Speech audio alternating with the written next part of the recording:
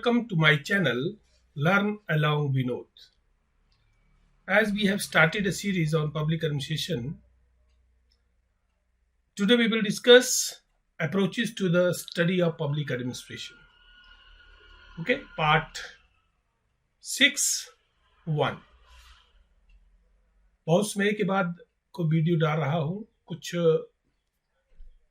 Problem थी इसलिए, लेकिन आज ये इस नए कोर्स के साथ, नए टॉपिक के साथ मैं आपके सामने आया हूँ, approaches to the study of public administration. और हम इन अप्रोचेस को हम दो भागों में पढ़ेंगे, ठीक है। कुछ अप्रोचेस हम इस भाग में पढ़ेंगे और कुछ अप्रोचेस जो हैं वो अगले भाग में पढ़ेंगे। तो आइए शुरू करते हैं approaches to the study of public administration. Okay, so approaches को पढ़ने से पहले हमें ये पता होना चाहिए कि अप्रोच का मतलब है क्या। ओके, अप्रोच में be defined as the perspective by which the particular field of study is examined और the way in which a particular subject is studied. Okay, so approach का मतलब ये है कि जिसके द्वारा विशेष क्षेत्र या अध्ययन की जांच की जाती है, या जिस तरह से एक विशिष्ट विषय का अध्ययन किया जाता है उसे हम अप्रोच कहते हैं। मतलब ये कि किस तरह से हम कोई भी हमारे सामने जो भी विषय है या कोई भी चीज है उसको हम किस तरह से स्टडी करते हैं, किस तरह से देखते हैं, ओके, किस तरह से परसीव करते हैं। That is what the approach is. An approach in simple terms may be defined as a way of looking at and explaining a particular phenomenon. An approach, in fact, consists of criteria employed in selecting the problems or questions and the data for investigations. In other words, an approach is a set of standards governing the inclusion or exclusion of queries and data for academic purposes. तो यहाँ पे क्या बोल रहे हैं कि approach जो है इसको हम किस तरह से डिफाइन कर सकते हैं? As a way of looking at and explaining a particular phenomena. मतलब ये कि कोई फिनोमिना है, कोई घटना है, कोई भी चीज है जिस उसको हम किस तरह से देखते हैं, ठीक है, या उसको किस तरह से समझाते हैं, उस तरह से हम अप्रोच को क्या है परिभाषित डिफाइन कर सकते हैं। ओके, सो हमें अप्रोच का पता चल गया और यहाँ पे हम कुछ चीजें और भी कह सकते हैं कि the character of an approach, जो करेक्टर है अप्रोच का, चरित्र जो है अप्रोच का, determines the character of generalization, explanation, prediction and prescription, all of which are among the main functions of a theory. Okay, जब हम थियरी की बात करते हैं, जब हम सिद्धांत की बात करते हैं, ठीक है, जो मेन फंक्शंस हैं वो थियरी के, वो क्या है? वो है आपके जनरलाइजेशन करना, सामान्यीकरण, एक्सप्लेनेशन, स्पष्टीकरण, और प्रेडिक्शन, भविष्यवाणी करना, ठीक है। तो ये जो हैं आपके, ये किसके हैं? मुख्य कार्य किसके हैं? सिद्धांत, थियरी के हैं। Therefore, an approach is closely related to a theory. तो इस तरह से जो अप्रोच है इसको हम थियरी के साथ जोड़ सकते हैं, संबंध बना सकते हैं। Okay, an approach is transformed into a theory. एक दृष्टिकोण जो है एक सिद्धांत में परिवर्तित हो जाता है if and when its function extend beyond the selection of problems and data about the subject under study. यदि और जब इसके कार्य अध्ययन के तहत विषय के बारे में समस्याओं और आंकड़ों के चयन से आगे बढ़ते हैं। Okay, so in simple term we can say that जो अप्रोच है, ठीक है, वो क्या है? वो हमें बताती है कि कोई चीज हम किस तरह से देखते हैं या उसको हम किस तरह से समझाते हैं, एक्सप्लेन किस तरह से करते हैं। Okay, that is what the approach is. Okay, now come to the approaches to study public administration. Okay, approaches to the study of the discipline of public administration are so many as the criteria for selecting the problems and data or questions seeking answer to some questions are determined by the standpoint that a scholar adopts or makes use of, so there may be several approaches. देखिए, कोई भी चीज है, human being है, scholars human beings हैं, वो अपने अपने किस तरह से वो चीजों को देखते हैं उस तरह से उस चीज को एक्सप्लेन करते हैं। ठीक है, क्राइटेरिया आप क्या यूज कर रहे हैं, what the criteria you are selecting, ठीक है, इन सिलेक्टिंग द प्रॉब्लम्स, ठीक है, इस तरह से जो क्राइटेरिया आप लेते हैं आपके अपने इसके ऊपर डिपेंड करता है। ठीक है, तो हर एक इंसान का, हर एक स्कॉलर्स का अपना अपना अलग अलग नजरिया है, वो उसी ढंग से क्राइटेरिया भी फिक्स करता है, ठीक है, आंसर भी खोजता है और उसको समझता भी है और देन एक्सप्लेन भी वो उसी ढंग से करता है। तो जब आपके हर एक की सोच अलग है, हर एक का क्राइटेरिया अलग है, तो इसका मतलब क्या हुआ कि पब्लिक एडमिनिस्ट्रेशन को स्टडी करने के लिए हमारे सामने बहुत सी अप्रोचेस होती हैं या है। ठीक है, approaches to the study of public administration may broadly be classified into two categories. That is what? Traditional and modern or normative and empirical. तो जो भी जितने भी हमारी अप्रोचेज है पब्लिक एडमिनिस्ट्रेशन की, उनको हम दो कैटेगरीज में बांट सकते हैं। ठीक है, कौन कौन सी? ट्रेडिशनल एंड मॉडर्न और नॉर्मेटिव एंड एम्पिरिकल। जब हम नॉर्मेटिव एंड एम्पिरिकल की बात करते हैं, देखिए नॉर्मेटिव जो है it is said to be value laden and empirical is said to be value free. Okay, मतलब एक जो है एक मूल्य युक्त है नॉर्मेटिव, और एम्पिरिकल जो है वो अनुभवजन्य है, मूल्य मुक्त है।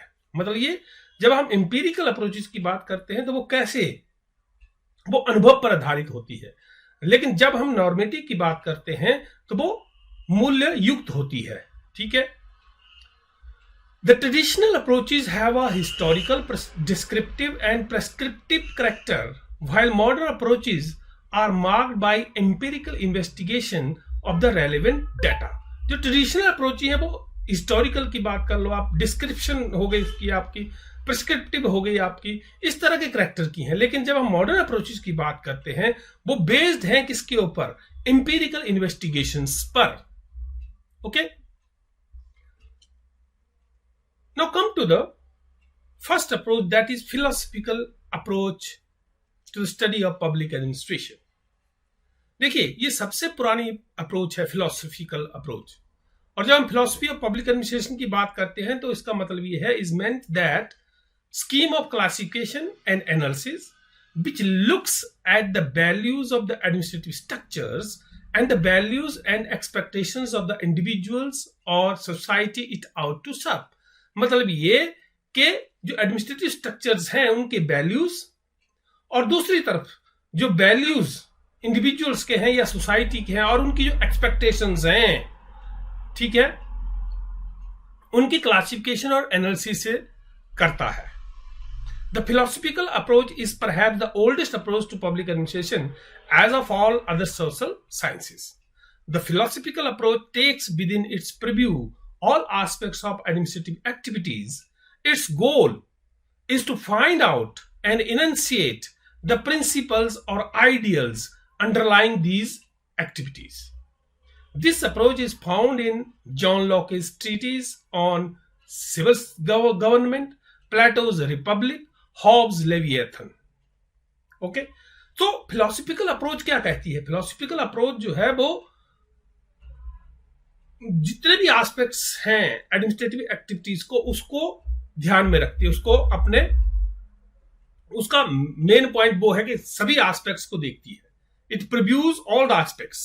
ओके, और इसका गोल क्या है? इसका गोल ये है टू फाइंड आउट और इनंसिएट द प्रिंसिपल्स और आइडियल्स अंडरलाइंग दीज एक्टिविटीज, कि ये एक्टिविटीज के जो हैं उनको, या जो भी गतिविधियां हैं उनको किस तरह से करना है, उसके लिए क्या करती है? प्रिंसिपल, सिद्धांत, ठीक है, और आइडियल्स, आदर्शों का पता लगाना और उनका प्रतिपादन करना है, इनंशिएट करना है। ठीक है, मतलब ये कि ये कहती है कि व्हाट शुड बी, क्या होना चाहिए। ओके, सो अगर हम इस बार इस तरह से देखें इसको, तो ये फिलोसफिकल अप्रोच जो है it is a value laden, ठीक है। और जब हम बात करते हैं साइंस ऑफ पब्लिक एडमिनिस्ट्रेशन की, तो साइंस ऑफ पब्लिक एडमिनिस्ट्रेशन जो है, जब साइंस की बात करती है तो वो क्या करती है, वो क्या बोलता है, वो बोलता है you should be free from values, okay, only then you can progress, okay. तो यहां पे ये इसकी एक लिमिटेशंस है। देन अगली अप्रोच है, नेक्स्ट है आपकी हिस्टोरिकल अप्रोच। देखिए हिस्ट्री बहुत इंपॉर्टेंट है, the study of history is important. क्यों इंपॉर्टेंट है, क्योंकि हिस्ट्री में या पास्ट में बहुत से अलग अलग तरह की क्या है एडमिनिस्ट्रेटिव स्ट्रक्चर थे।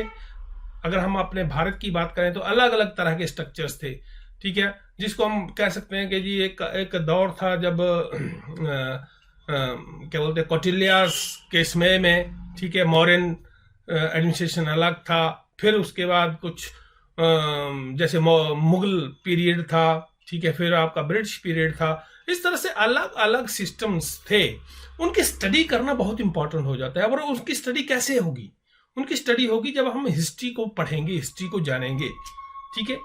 सो historical approach to public administration focuses on the administrative systems, processes and policies practiced in the past and then try to interpret them relevantly in the context of present times, ठीक है। तो मतलब ये कि जो past में किस तरह के एडमिनिस्ट्रेटिव सिस्टम्स थे, प्रोसेस थे, पॉलिसीज थी, ठीक है, उनको स्टडी करना है, ठीक है, उसके ऊपर फोकस करना है और उनको इंटरप्रेट करना है किस कंटेक्स्ट में, आज के समय के कंटेक्स्ट में, ठीक है। क्योंकि history is the store house of incidents pertaining to human life. It keeps a record of the progress and downfall of human civilization and culture. Okay, it provides administrative thought, in a great measure the raw materials and data for comparison and induction regarding the development of administrative institutions. ठीक है, देखिए administrative institutions को develop करना बहुत बड़ा एक हमारे सामने चैलेंज होता है, किस तरह से हम उसको डेवलप कर सकते हैं, ठीक है। क्योंकि जब हम हिस्ट्री को पढ़ते हैं, पास्ट में किस तरह का हमारा कोई एडमिनिस्ट्रेटिव इंस्टीट्यूशंस था, उसका राइज कैसे हुआ, या वो अगर वो राइज हुआ और उसके बाद वो डाउनफॉल हुआ तो वो कैसे हुआ, वो पता कैसे चलेगा, जब हम उनको क्या करेंगे, स्टडी करेंगे। Only then we can create a new and efficient administrative institutions in the present time. Okay, to neglect the study of history is to neglect the real source of knowledge relevant to the study of administrative thought and institutions.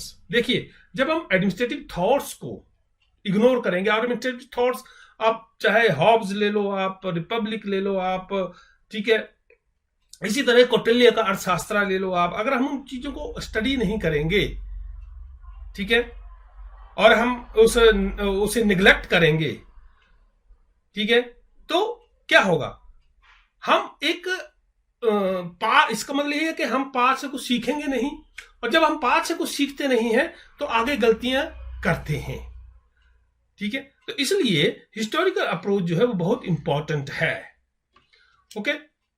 However this approach has its limitations, इसकी limitations भी हैं, क्या क्या है।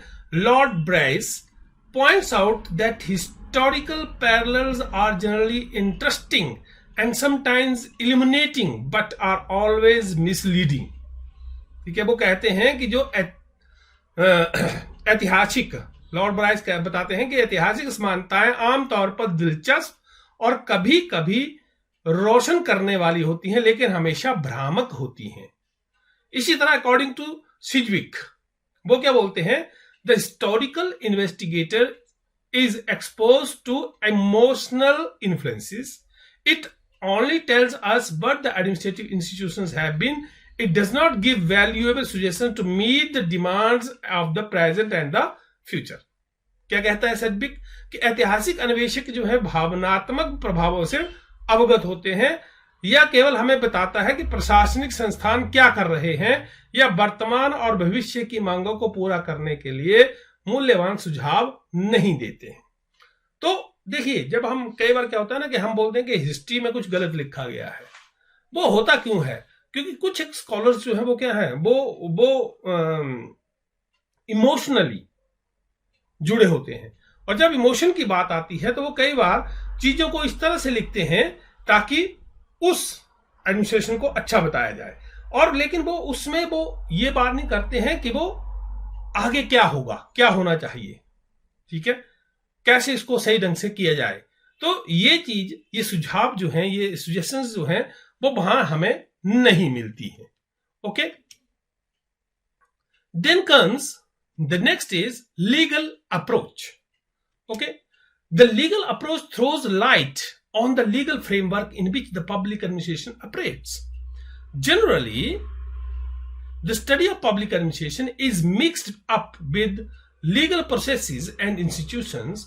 The reason is that there is interdependence between the law and the governmental institutions.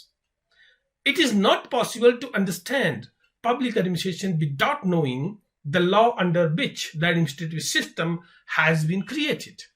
We cannot understand the structure of the Indian administration without understanding constitutional law and administrative law. It is the oldest systematically formulated approach and came into existence during the era of laissez-faire, that is when the functions of the state were limited and simple.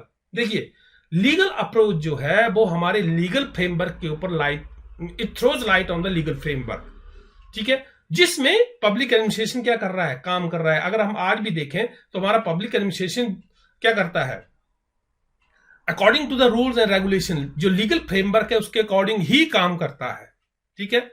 जो study है, ठीक है, study of public administration mixed up with legal processes and institutions, ठीक है। तो जो आपकी interdependency है किसकी, लॉ की एंड गवर्नमेंट इंस्टीट्यूशंस की, ठीक है। तो इसको हम मतलब इग्नोर नहीं कर सकते हैं। We can not neglect the interdependency of law and government institution, because government institution has to work according to the law. Okay, so जो आपका लीगल फ्रेमवर्क है, अगर हम उसको नहीं पढ़ेंगे without understanding the legal framework of a particular country और a particular you can say public administration या गवर्नमेंटल इंस्टीट्यूशंस, ठीक है, according to which that particular administrative institution is functioning, so it means that we are ignoring everything. Okay, और ये जो approach है ये उसमें सबसे ज्यादा ये हुई थी जब स्टेट के फंक्शन जो थे बहुत ही लिमिटेड होते थे, ठीक है, when the functions of the state were limited and very simple. Okay, the legal approach has several inadequacies. It is a formal approach and neglect important and informal aspects like sociological and psychological dynamics, and therefore is considered an incomplete approach by many scholars. ठीक है, देखिए ये formal approach है, legal approach की बात करें, formal approach है। It does not take into consideration the informal aspects of organisations और द एडमिनिस्ट्रेटिव स्ट्रक्चर, ठीक है, जैसे कि सोशियोलॉजिकल बात करते हैं, साइकोलॉजिकल डायनेमिक्स की बात करते हैं, गतिशीलता की बात करते हैं। It ignores that particular aspect और neglect that particular aspects. Okay, so next is structural approach. This approach lays stress on the study of formal offices and structures of an administrative organization, like the offices of the president, prime minister, chief minister, collector, etc.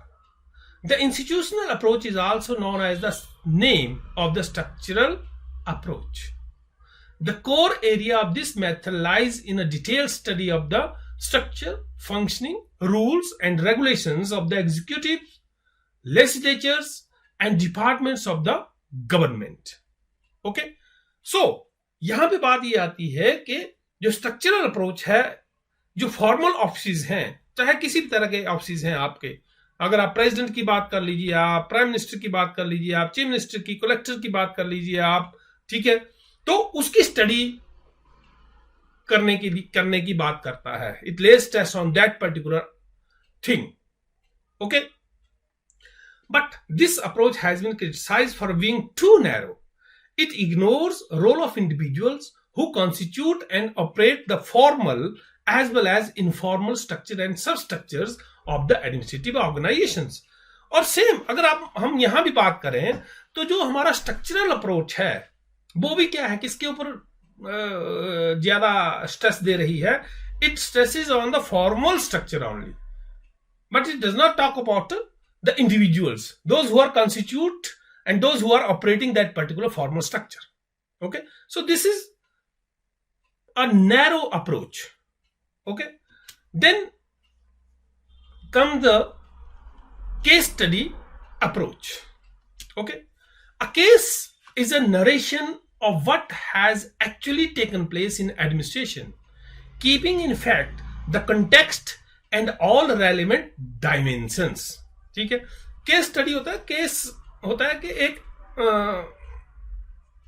एक narration करनी है कि ठीक है कि administration में actually क्या हुआ.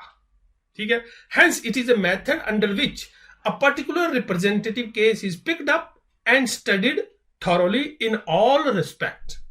ठीक है, मतलब ये कि इसमें क्या करते हैं, हम एक केस स्टडी में एक पर्टिकुलर चीज ले लेते हैं, पर्टिकुलर फिनोमिना लेते हैं. For example there are so many you can say the programmes and schemes. ठीक है, तो हम क्या करते हैं कि कोई एक स्कीम ले लेते हैं, जैसे हमारे यहाँ पे बहुत सी रूरल डेवलपमेंट की स्कीम्स हैं, मनरेगा की बात करते हैं. ठीक है, मनरेगा ले लिया, उसको हम हर तरह से स्टडी करेंगे. That is what the case is. So okay, according to the supporters of this method, a public administrator can arrive at reasonable, sound and rational conclusions provided he studies previous cases of more or less similar nature. It is very difficult to study the entire organization. Therefore, we may use the method of case study to understand the phenomenon, just as a buyer of wheat tests the whole bag of wheat through the examination of a few grains. Okay, देखिए case study approach जो है ये बहुत difficult हो जाता है कि आप किसी एक ऑर्गेनाइजेशन को एंटायरली स्टडी करें. ठीक है ना, it takes too much time and also money और लेबर व्हाटएवर. ठीक है, हर चीज आपको चाहिए, ज्यादा समय चाहिए, और जब तक उसके रिजल्ट आएंगे तब तक वो काम मतलब बहुत समय बीत चुका होगा. ठीक है, इसलिए देखिए आप जब भी हम बात करते हैं कि ऐसे यहां पे मैंने एक एग्जांपल दिया है कि अगर भीट को देखना है कि वो अच्छा है नहीं है, ठीक है, उसकी क्वालिटी या कोई भी चीज है, तो वो क्या करता है, पूरा बैग को खोल के थोड़ी देखता है, वो बैग में से कुछ दाने निकाल के देखता है, अच्छा ठीक है, ओके. ठीक है, तो इस तरह से केस स्टडी अप्रोच जो है वो कहती है कि कोई एक केस को पिक करो, then study them that particular case thoroughly. ठीक है, और फिर उसके बाद क्या करो, अपने जो स्ट्रक्चर्स है उसको improve करो. Okay, 20 case studies titled Public Administration and Policy Administration edited by Harold Steen were published in 1952. देखिए हैरोल्ड स्टीन थे जिन्होंने एक बुक पब्लिश की थी, public administration and policy administration. Okay, और वो पब्लिश हुई थी 1952 में.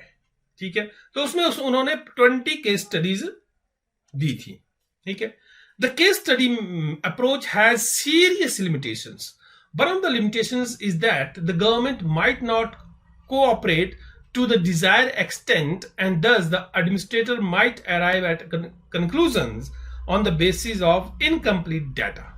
Similarly, administrator has his own ideas and viewpoints about the cases. In this way, he may become subjective rather than becoming objective.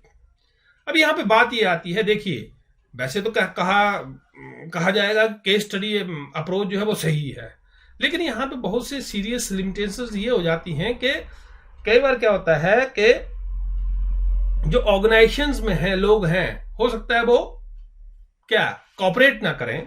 ठीक है, government cooperate ना करे, लोग कॉपरेट ना करें, तो वो क्या है, वो जो आधे अधूरे उसको चीजें मिली हैं उसके बेस पे ही वो कंक्लूजन निकालेगा.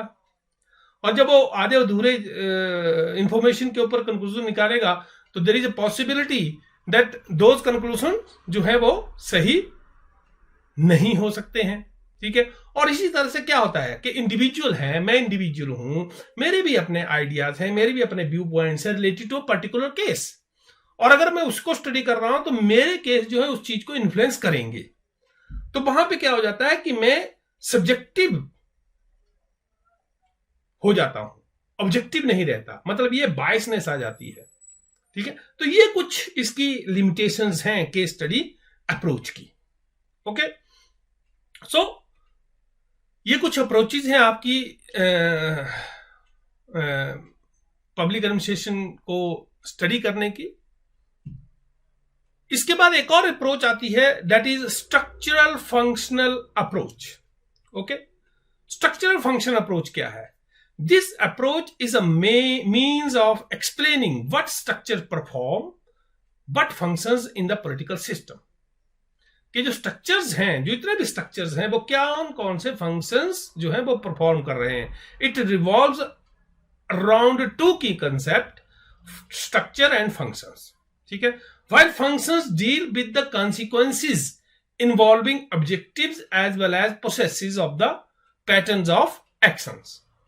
Structures refers to those arrangements within the system which perform functions. देखिए, सीधी सी बात है कि स्ट्रक्चर जो है वो क्या है?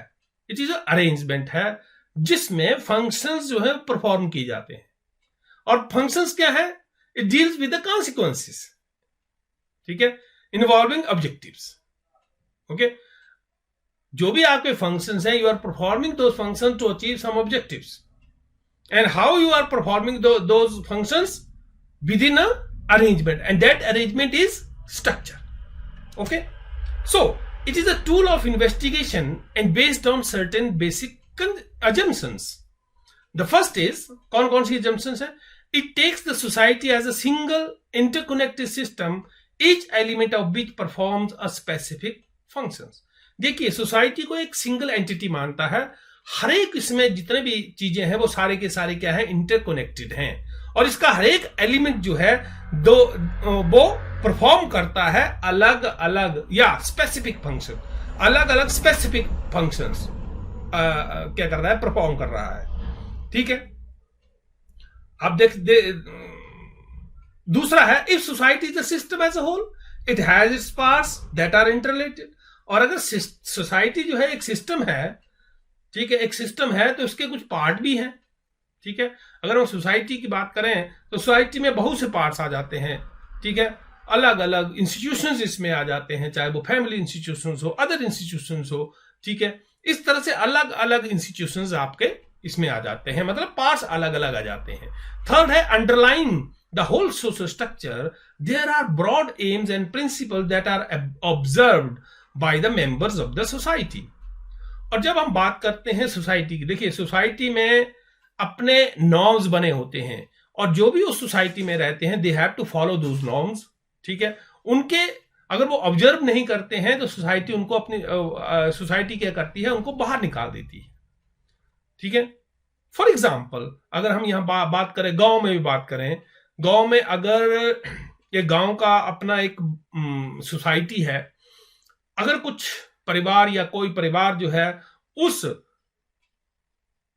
गांव के जो नॉर्म्स हैं, ठीक है, उनके खिलाफ काम करती है, तो गांव वाले उसको बहिष्कृत कर देते हैं, ठीक है। उनको ना तो किसी फंक्शन पे बुलाया जाता है, कहीं नहीं बुलाया जाता है, मतलब उनको निकाल दिया। क्यों? क्योंकि दैट पर्टिकुलर फैमिली जो है उसने सोसाइटी के नॉर्म्स को तोड़ा। Okay, the well known model of prismatic society bye FW rigs based on this approach. जो प्रिज्मेटिक सोसाइटी का एक मॉडल बनाया है, किसने? एफडब्ल्यू रिग्स ने, ठीक है। प्रिज्मेटिक सोसाइटी आपने पढ़ा होगा, ठीक है। तो उसमें क्या है, देखिए जो एफडब्ल्यू रिग्स की सोसाइटी है, ठीक है, जो भी मॉडल उसने दिए हैं, डिफ्रैक्टेड प्रिज्मेटिक सोसाइटी, ठीक है। तो ये जो प्रिज्मेटिक सोसाइटी का मॉडल है वो इसी स्ट्रक्चरल फंक्शनल अप्रोच के ऊपर बेस्ड है। Studies society on the basis of the differentiation in social structures. However, this approach is not free from shortcomings.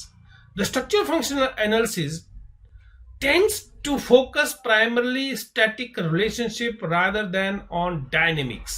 देखिए स्टैटिक रिलेशनशिप के ऊपर क्या करती है ये एनालिसिस जो है वो उसका फोकस जो होता है वो स्टैटिक रिलेशनशिप के ऊपर, डायनेमिज्म के ऊपर नहीं है, गतिशीलता के ऊपर नहीं होता है.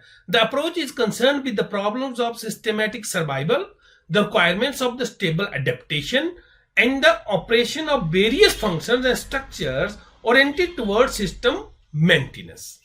ठीक है, mere सिस्टम मेंटेनेंस मतलब ये है कि status quo, to maintain status quo by doing the same type of functions. ठीक है, that is what the stress of structure functional approach.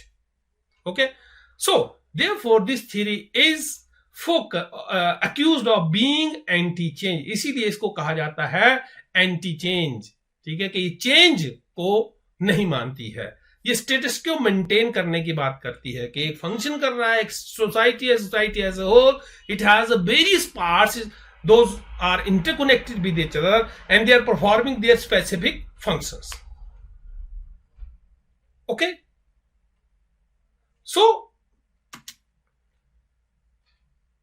These are some of the approaches, और कुछ approaches हम आगे पढ़ेंगे. तो मेरे चैनल को सब्सक्राइब करें, लाइक का बटन दबाएं और बेल आइकन का बटन दबाएं ताकि आपको आने वाली वीडियो जो है उनकी नोटिफिकेशन आपको मिलती रहे.